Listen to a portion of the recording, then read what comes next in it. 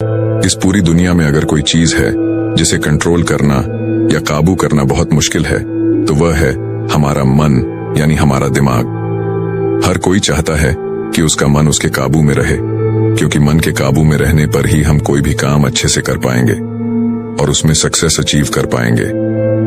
अब चाहे वह पढ़ाई पर मन लगाना हो, अपनी नौकरी पर मन लगाना हो, अपने बिजनेस पर मन लगाना हो, या फिर मन की शांति पाने के लिए मेडिटेशन पर मन लगाना हो, या फिर दुनिया के किसी भी काम पर मन लगाना हो। कहने का मतलब यह है कि आप कोई भी काम करें, उस पर मन लगाना बहुत जरूरी है, तभी आप उसमें सक्सेस पा सकते हैं। लेकिन यह काम इतना आसान नहीं है, लेकिन नामुमकिन भी नहीं है। इस वीडियो में आप एक ऐसी कहानी सुनेंगे जिसे सुनने के बाद आप अच्छे से जान पाएंगे कि हमारा मन किसी काम पर क्यों नहीं लगता और मन लगाने के लिए हमें क्या करना होगा। लेकिन इसके लिए सबसे पहले आपको इस कहानी में अपने मन को कंसंट्रेट करना होगा, और कंसंट्रेशन की जर्नी में यही आपका सबसे पहला स्टेप होगा। तो चलिए कहानी शुरू करते हैं। एक बार की बात है, एक जैन मास्टर हर दिन की तरह अपने शिष्यों को मेडिटेशन यानी ध्यान सिखा रहे थे। तभी उनके एक शिष्य ने जैन मास्टर से कहा, मास्टर मैं कई दिनों से बहुत कंफ्यूज्ड हूँ। एक सवाल मुझे कई दिनों से परेशान कर रहा है। मैंने उस सवाल का जवाब जानने की बहुत कोशिश की, लेकिन मुझे उस सवाल का जवाब नहीं मिल पाया। क्या आप मुझे उस सवाल का जवाब देंगे? मास्टर ने कहा, हाँ पूछो, क्या पूछना चाहते हो? तब शिष्य ने कहा, मास्टर जब भी मैं पानी पीता हूँ तो मेरी प्यास बुझ जाती है, या जब भी कोई व्यक्ति पानी पीता है तो उसकी प्यास बुझ जाती है। पानी सभी के लिए एक जैसा काम करता है कि जब भी कोई पानी पीता है तो उसकी प्यास बुझ जाती है। लेकिन मेडिटेशन के मामले में ऐसा क्यों नहीं होता? जबकि हम सभी आपके बताए नियमों के अनुसार मेडिटेशन करते हैं, लेकिन हम में से कुछ लोग बहुत जल्दी ध्यान की अवस्था यानी मेडिटेशन की स्टेज में पहुंच जाते हैं, और कुछ लोग थोड़े समय के बाद मेडिटेशन की स्टेज में पहुंचते हैं। लेकिन कुछ ऐसे भी होते हैं जो कभी मेडिटेशन की स्टेज में नहीं पहुंच पाते। बस यही सवाल मुझे बार बार परेशान कर रहा है कि जब सभी लोगों को एक साथ पानी पीने को दिया जाए और एक ही पानी पीने को दिया जाए तो उस पानी को पीने से सबकी प्यास बुझ जाती है। ऐसा कोई नहीं होगा जिसकी प्यास ना बुझे। तो मेडिटेशन में ऐसा क्यों नहीं होता?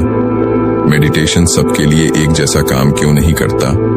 शिष्य की बात सुनकर जैन मास्टर ने कहा कि दरअसल तुम्हारा सवाल यह है कि जब तुम मेडिटेशन करने बैठते हो तो तुम्हारा माइंड उस पर कंसंट्रेट क्यों नहीं होता।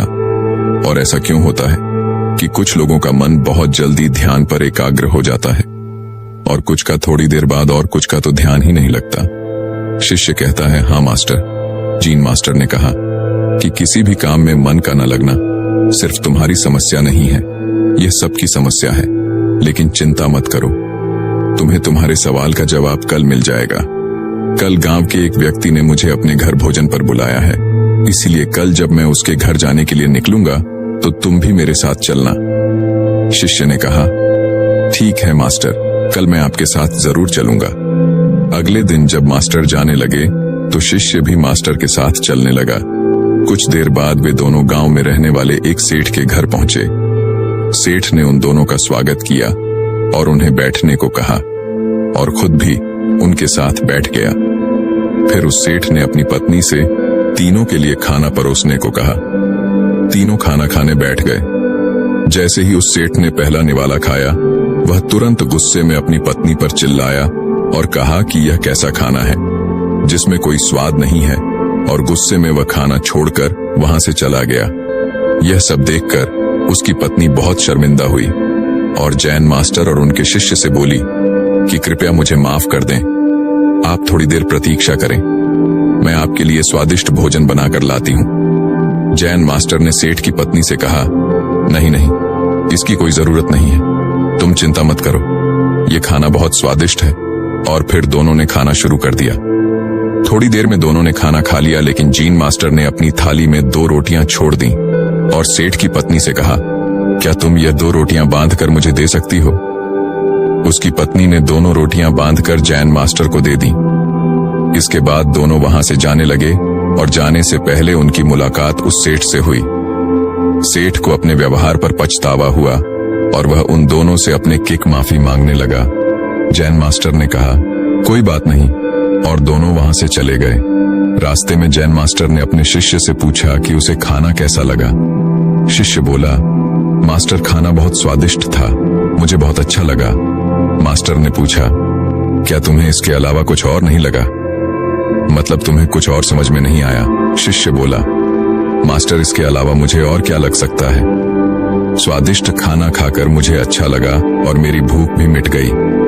मास्टर ने कहा, खाना वाकई बहुत स्वादिष्ट था, लेकिन जो खाना हमें परोसा गया था वही उस सेठ को भी परोसा गया था। फिर उस सेठ को खाना क्यों पसंद नहीं आया? यह सुनकर शिष्य सोच में पड़ गया और मास्टर से बोला, आप बिल्कुल सही कह रहे हैं मास्टर, मैंने इस बारे में तो सोचा ही नहीं, आप ही मुझे कुछ बताइए। मास्टर ने कहा कि तुम मेरे साथ चलते रहो। चलते चलते वे दोनों बहुत दूर निकल गए। शिष्य ने मास्टर से कहा कि हम अपने मठ के रास्ते पर नहीं हैं, हम कहाँ जा रहे हैं? मास्टर ने कहा कि तुम बस चलते रहो। फिर थोड़ा आगे चलने पर एक बहुत ही गरीब आदमी मास्टर के सामने आया और वह मास्टर के पैरों में गिर गया और कहा, मेरी मदद कीजिए, मैं पिछले 4 दिनों से भूखा हूं, मुझे कुछ खाने को दे दीजिए।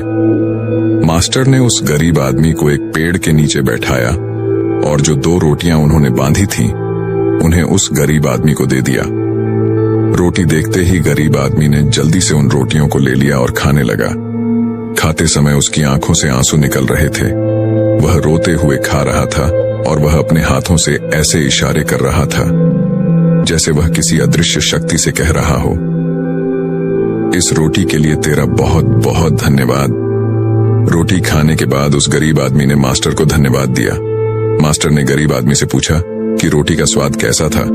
गरीब आदमी ने कहा कि इसमें स्वाद नहीं, इसमें तो जीवन था। यह रोटियां नहीं थी बल्कि इसमें स्वयं ईश्वर थे, स्वयं जीवन था। यह कहकर गरीब आदमी वहां से चला गया। मास्टर ने शिष्य से कहा, देखा, भोजन तो वही था, लेकिन उस सेठ को इसमें कोई स्वाद नहीं लगा। मुझे यह स्वादिष्ट लगा और तुम्हें भी भोजन अच्छा लगा, और इस गरीब आदमी को भोजन में स्वाद नहीं बल्कि उसे इस भोजन में ईश्वर और भगवान दिखाई दिए। इससे पता चलता है कि हम जो भोजन करते हैं उससे हम सभी को अलग अलग संतुष्टि मिलती है। जैसे पहला व्यक्ति यानी वो सेठ, उसे इससे कोई संतुष्टि नहीं मिलती। दूसरे हम हैं जिन्हें थोड़ी संतुष्टि मिलती है, और तीसरा यह गरीब आदमी है जिसे अपार संतुष्टि मिलती है। यही बात ध्यान पर भी लागू होती है। मन की शांति पाने के लिए व्यक्ति जितना अधिक भूखा होगा, वह ध्यान की गहराई में उतनी ही तेजी से आगे बढ़ेगा, और यह वही व्यक्ति कर सकता है जो ध्यान करने से मिलने वाले फायदों को अच्छे से जानता हो, जो जानता हो कि ध्यान की गहराई में जाने पर उसे क्या मिलेगा। जीन मास्टर की यह बातें सुनकर शिष्य को अपने सवाल का जवाब मिल गया। शिष्य ने जीन मास्टर को धन्यवाद दिया और दोनों वापस मठ की ओर चल पड़े। चलते चलते जैन मास्टर शिष्य से कहते हैं, लेकिन यह इतना आसान नहीं है जितना तुम सोच रहे हो। अगर तुम चाहते हो कि तुम जो भी काम करो उसमें तुम्हारा ध्यान केंद्रित रहे, तो इसके लिए तुम्हें मन को समझना होगा। अगर तुम मन को समझे बिना कोई काम करोगे तो संभव है कि तुम ज्यादातर कामों पर ध्यान केंद्रित नहीं कर पाओगे और परेशान होते रहोगे।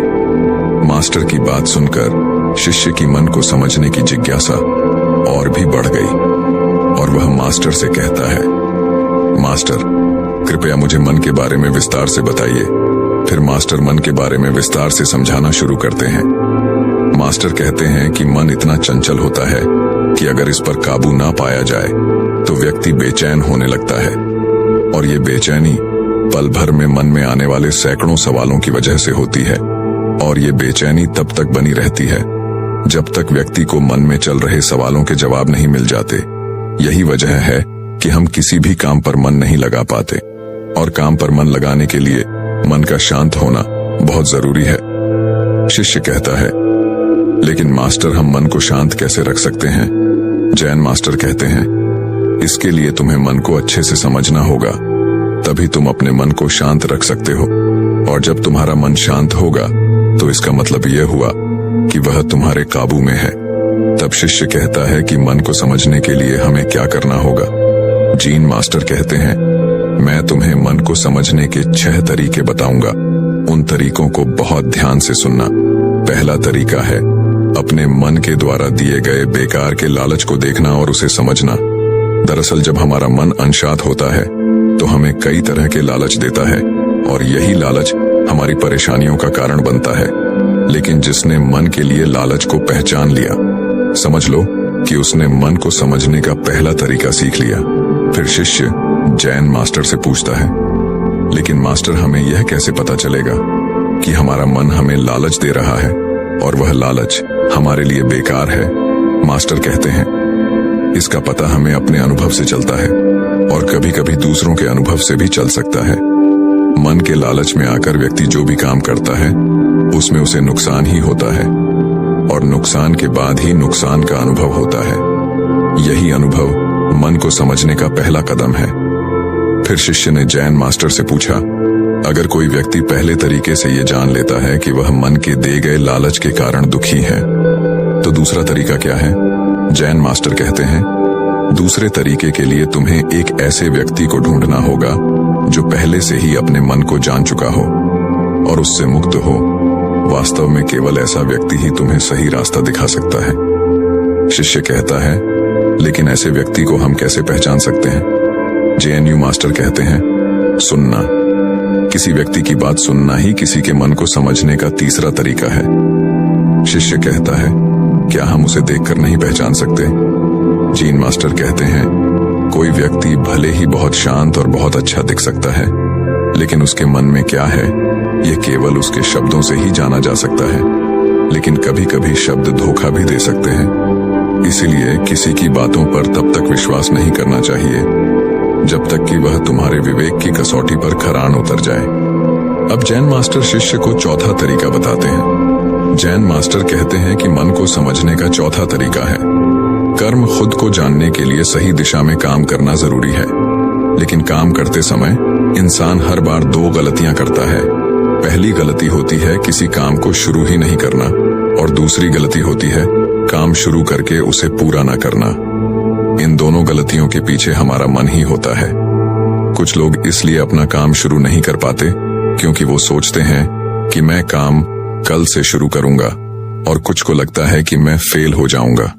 इन गलतियों का मुख्य कारण है जागरूकता यानी अवेयरनेस की कमी, और अवेयरनेस की कमी के कारण ही मन इंसान को सही दिशा में आगे नहीं बढ़ने देता। जैन मास्टर कहते हैं कि मन को जानने और समझने का पांचवा तरीका है अवेयरनेस। इसलिए हर काम को अवेयरनेस के साथ करना बहुत जरूरी है। बिना अवेयरनेस के जिया गया हर पल और किया गया कोई भी काम मौत के समान है। शिष्य मास्टर से पूछता है कि उसे अपनी अवेयरनेस के लेवल को बढ़ाने के लिए क्या करना चाहिए। मास्टर कहते हैं, ध्यान, मेडिटेशन। ध्यान के जरिए ही अवेयरनेस बढ़ाई जा सकती है। ध्यान मन को जानने, समझने और काबू करने का आखिरी तरीका है। मतलब ध्यान वह नाव है जिस पर बैठकर मन रूपी नदी को पार किया जा सकता है।